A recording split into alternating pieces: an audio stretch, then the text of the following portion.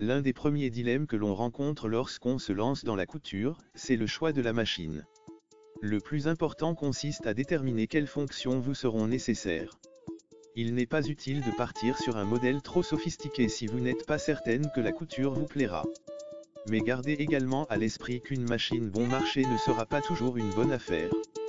L'idéal c'est à la fois une machine simple d'utilisation et proposant suffisamment de possibilités pour vous permettre de progresser. Pour bien choisir sa machine à coudre, il est important de prendre en compte ses désirs créatifs et le temps que l'on souhaite y consacrer, occasionnel ou régulier, reprise, habillement, décoration, patchwork, broderie ou encore le type de tissu que l'on souhaite travailler. Vos projets vous guideront dans le choix de votre machine à coudre.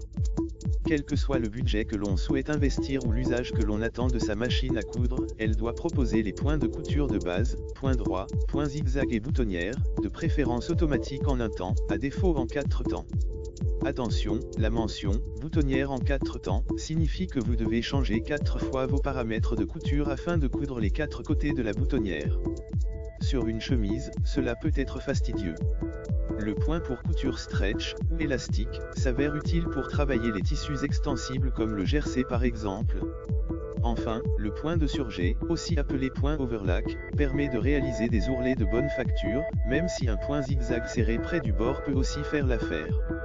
La machine à coudre doit proposer un minimum de pieds presseurs, ou pieds de biche, 4 dans l'idéal, un classique, un pour les fermetures éclairs, un pour les boutonnières et éventuellement un pose-bouton, pour cadrer les boutons.